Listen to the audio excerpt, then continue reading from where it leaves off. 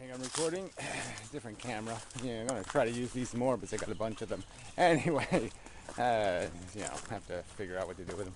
Anyway, little problems with them here and there. Doesn't matter. Another subject. Geez. What was it? Subject. Oh yeah, some guy, Richard Roy guy. Okay. The angle of this thing's a little off. Anyway, so I mean it's unnaturally skewed. So it's a good thing because I wouldn't be pointing the camera in the right direction if I didn't have the screen there. But anyway, it doesn't matter. It really doesn't. Lovely day again. I have nothing to say. Got to somehow create more time. I need more time. A lot more time. Anyway, Richard Roy guy. Yeah, okay, made a video. Cranky guy. Blah blah blah. Stick ham. So the point is, it's a common argument, so it's fine. You look at life and you say, okay, there's this pleasure and pain thing. We can argue that they're real. We can both argue that they're fake. We can argue that it's this or it's that. But there's this idea that somehow it balances out. If I can discount one, we have to discount the other. And I guess what I'm, so anyway, the argument is worth having. I mean, it is hard to have a conversation, explain something that seems so, you personally experience these things called sensations, and you sort of understand what they are and the nature of them personally. And that doesn't seem right. Yeah, well, sorry, I really shouldn't do this fiddling with the camera thing while recording. I mean, it's just this annoying, got some vapor behind it or something. I don't know. Clouding up for whatever dumb reason. Anyway, I washed it one day. Big mistake. Anyway, wow. Yeah, I really can't, I just can't stay on subject. All right, so you have pleasure and pain. Good feelings, bad feelings, let's call them.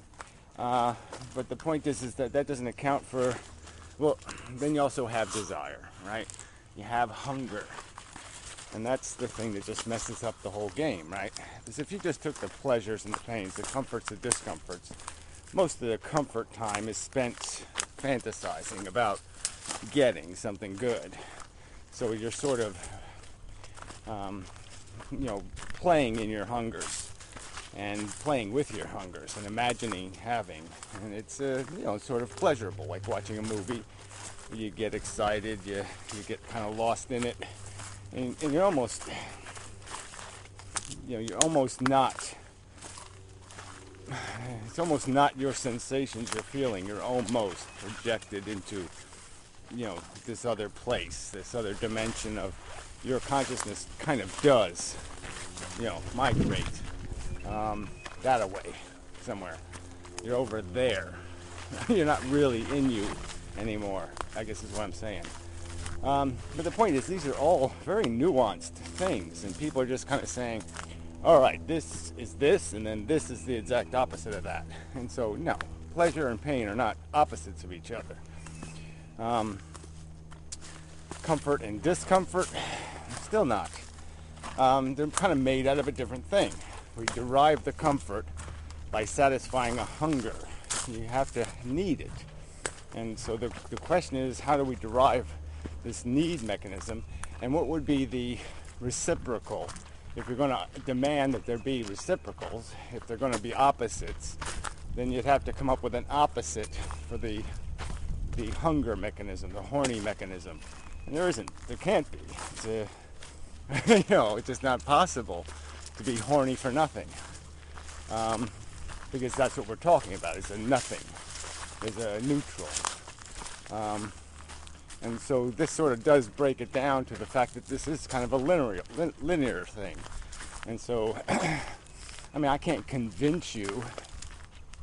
I mean, I can't demand that you understand something, but what I'm arguing is that our comfort doesn't exist in this, T scale, we have x, y, minus x, minus y, quadrants. You know, it just doesn't. It's a linear thing, and all there is backward, and then you go forward from the backward. And that's what the positives are made out of. The positives are made out of creating a negative state, a state that needs satisfying, that's saying I need something, I want it. Sometimes I must have it. Sometimes I only, it's more urgent than others. But the point is I'm putting a deprivated state, a state of tension and desire to provoke me to go get it. I'm disquieted enough that I will move. I'll expend energy to resolve the desire dilemma and achieve what you're calling this pleasure thing. Now, am I chasing pleasure, or am I chasing satisfaction of the need mechanism?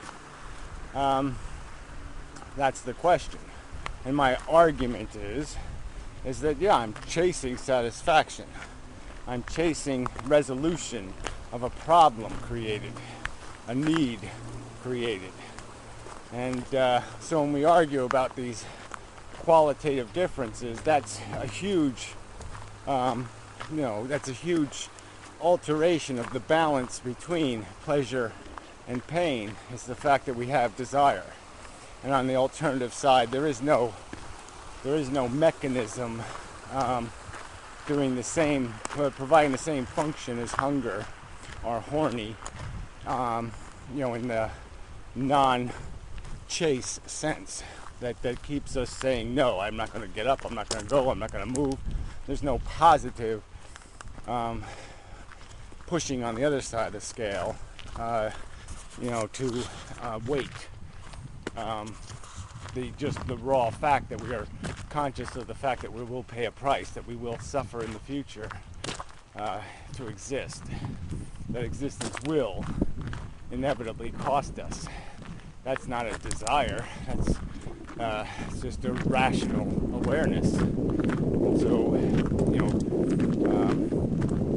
reality, or the negative states, are in a sense obligated to compete with a glorified and artificially enhanced positive state that's made out of desire. And that perverts and breaks the fair evaluation of whether we are qualitatively, realistically winning, productively gaining by having more positive conscious experience than negative conscious experience, or conscious experience of a positive nature that is of a substantial quality, so grand that it is sufficient payment or compensation for the payment of the miseries that will be endured. So anyway, this whole conversation, I guess, is just basically talking about this bias idea, where you have your that we are biased by desire, just by its nature. That's what it does. Its whole function is to create a bias towards do, the bias is just made out of the fact that, and then I'm really making a mess out of this. But yeah, you have this basic mechanism of the simple ones, the ones we can understand, where nature creates a bias towards food and sex because that fits the consumption and reproduction mechanism. That's the nature of the game on the DNA level, on the machine level, on the mammal level even. But then we have been further psychologically complicated to have cause to chase an ego gratification, a satisfaction of an ego standing, to achieve an alpha status, to do our job well, to be praised, to be admired. Generally speaking, these are things people want to be. and they need to be to feel comfortable. I mean, it's my ego gratification of ego desires that keeps me walking this path and doing whatever it takes to, whatever I end up doing at the other end of the path, because I have to feel valuable and worthwhile. I have to fulfill my obligations and my responsibilities as a human being. Yeah, I have to work, you know, and but you know, part of that is because I understand the mechanism of you know, my self-esteem, and also just the raw fact that if you don't do it, you're not going to have a good day tomorrow, and that eventually in prison you're not going to have a good time. So this is your obligation.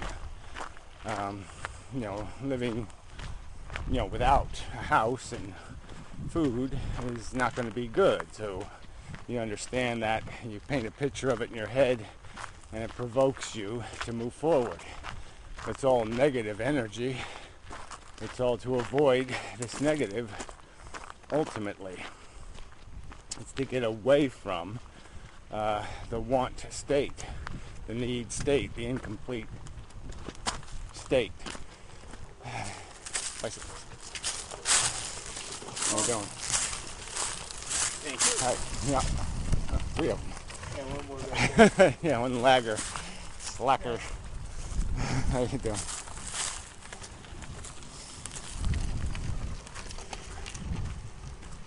So where was I? Yeah. They're all brightly colored. Yeah. People are funny. Like I'd wear that shit. Anyway. Jeez, neon. What a mistake. It's like disco. That's just it was a fucking mistake, just admit it. Butterfly. Cabbage. Butterfly, which they're nasty little bastards. Anyway, where was I? Yeah. Alright, so yeah, I've made a mess of this video. But it's a very difficult thing to explain. But desire is the word you got to focus on. I guess that's my argument to you, my return argument. You can't just focus on pain and pleasure. And again, I'll defend my argument that there's a difference psychologically between the need to eat and the need to eat strawberries.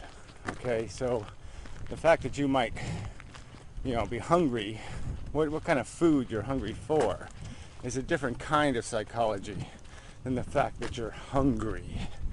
And that's what I mean by the mutability of our attachments and attractions. That's why they have so little merit or substance. And I could argue that pains and pleasures, I mean that sufferings, but the negatives, the pains, are common to everybody. There's no, you know, there is nobody who truly enjoys what we commonly call something like a migraine headache or cancer therapy. And the only way somebody could actually derive pleasure from it is because they're getting relief from some greater psychological pain, like a masochist.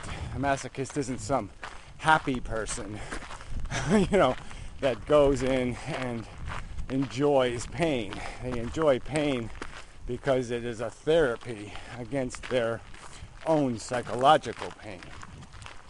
So they're using one kind of pain to escape another kind of pain. But there's nothing normal in that psychology. And I mean, everybody's always going to keep using it, I guess, as a counter argument, because they find, you know, you find one pig that has feathers on its hooves, and you say, there, flying pig. Well, no, it's just a pig with, you know, it stepped on a chicken. It's not a flying pig. Anyway, where was I?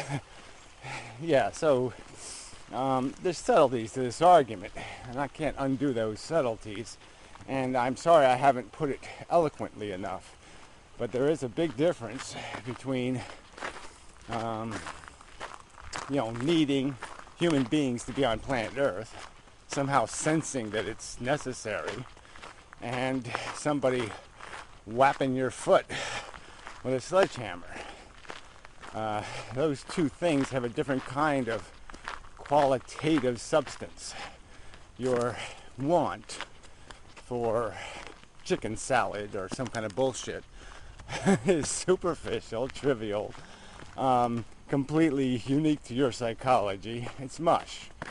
And a smashed foot with a sledgehammer is, and it's just negative sensation all over the place.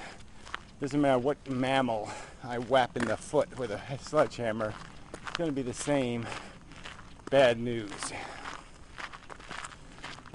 Wherein it's very easy not to need chicken salad. It's very easy not to need human beings to be walking on Earth. Yeah, you just change a thought pattern and boop, there you go. Perfectly good, fine. I'm comfortable with that. No problem. There's no sword in me. There's no knife. There's no horror. The prospect has no negative implication. Just as I'm not missing the non-existent Venetians, and the non-existent Plutonians, and the non-existent Moonicans, I would not miss the non-existent Earthlings. It's just not necessary to any sentient comfort. And so that makes it a trivial, silly, purely psychobabbly perception of value versus the real values of I'm afraid of cancer, or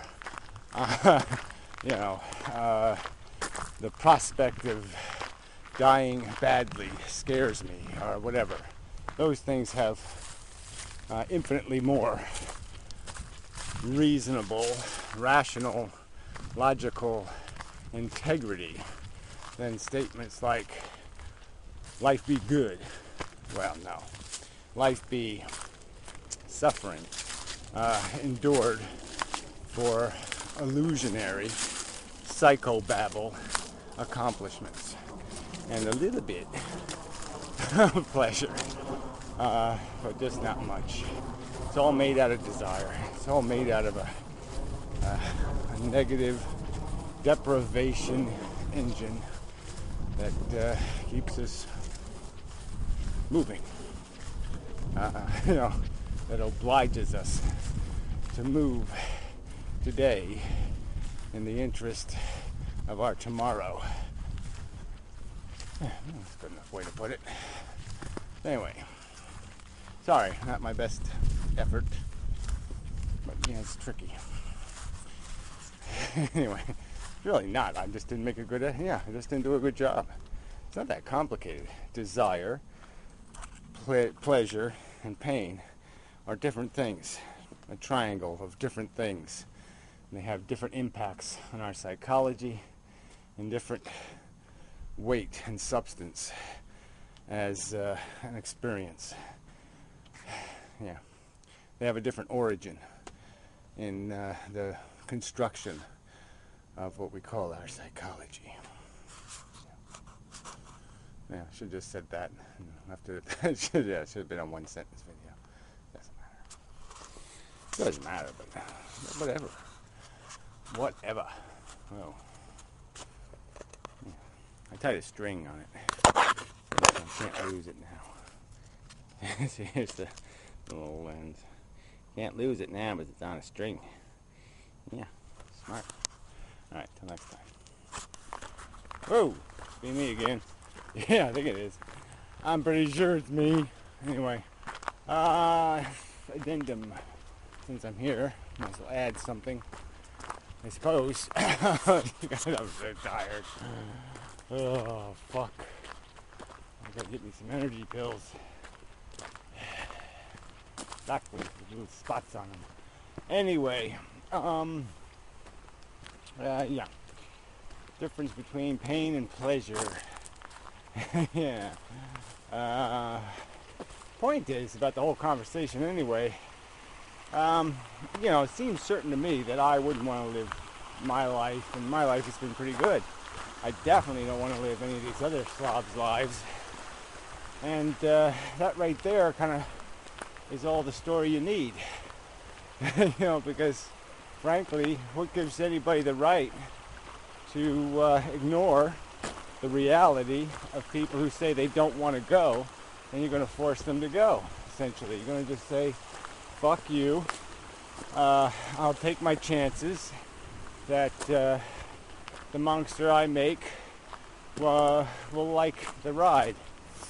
I mean, you don't have a right to do that. You don't have a right to risk my welfare on some pipe dream of a mishmash of a... You're the one who needs the proof. I'm not the one that has to prove suffering has more weight than pleasure. You're the one who has to prove this experiment has any efficacy at all, that there's any justification for it. Any. You don't have any right, like I said, to play God. That's what it is. You're playing creator. Isn't that the definition of a god? Correct me if I'm wrong, but wouldn't that be one of the duties of a god, is creation? Yeah. So what's your right? Where do you derive this right from? You say so? That's where you derive it from? Yeah. I ain't good enough. You think so? I ain't good enough either. So you're the one who's way short evidence that you got, that you're sure that this, that the suffering of the people who were dissenting is worth the little cheers of the assholes waving at the parade. You have to demonstrate that to get to the parade, it was worth all the people you ran over to get there, or however you want to metaphor. That's really cheating. But look, effectively it's the same. Who are you to impose? I mean, really, that's the aggressive act. You're initiating, you're causing, you're creating. So you're the one with the burden of proof, the burden to demonstrate that you will not fail, that you cannot fail, that even if the worst happens, it'll be okay, because the victim somehow doesn't matter. Yeah, that all you happy people are so much more important than the unhappy. The miserable are just assholes, and they deserve no consideration. Prove it. That's all. Prove it. And then you can go ahead and tell me about how you have a right. But until then, you don't have a right. Yeah, no, sorry. You have to demonstrate competence, qualification. And you do that through argumentation. A logical argument that cannot possibly fail, kind of thing. Oh, I gotta cut this shit. I have to do an awful lot of things. So anyway, yeah, so that's really a side subject, I suppose, but it really is the nature, the substance of the argument. Is this, right to impose thing. It's, where do you get that from? The right to impose. I can certainly justify my actions as I have the right to stop the imposer, stop the imposition, prevent the imposition. Yeah, that's easy to justify. That's inherently a defensive, in the name of the victims, kind of war. Or what's your battle cry? Fuck the cranky. Yeah. Fuck the sick. Fuck the disabled. Fuck anyone who isn't dumb enough to think being the device of a replicating molecule, the dildo of a replicating molecule, yeah, isn't anything to be proud of. now. Yeah, anyway. Not my best video. Yeah, both parts sucked. But anyway, it doesn't matter. It matters. I don't know why I say that. It doesn't matter. I don't know why I say anyway. So I'm just tired, that's all.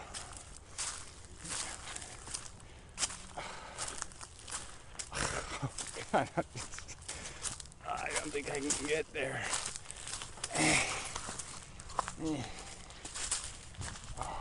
Jesus. Oh, the sun came out again. That's nice. It was looking like it was going to rain. But it got nice. But there is all dark clouds over there. Whatever. That's for later. Oh, I can't believe how tired I am. Well, I can believe it. I don't want to believe it. But I must concede to it.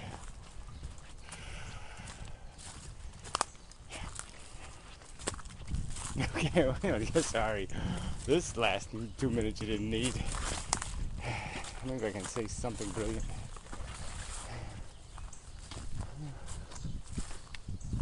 Yeah, no, nothing.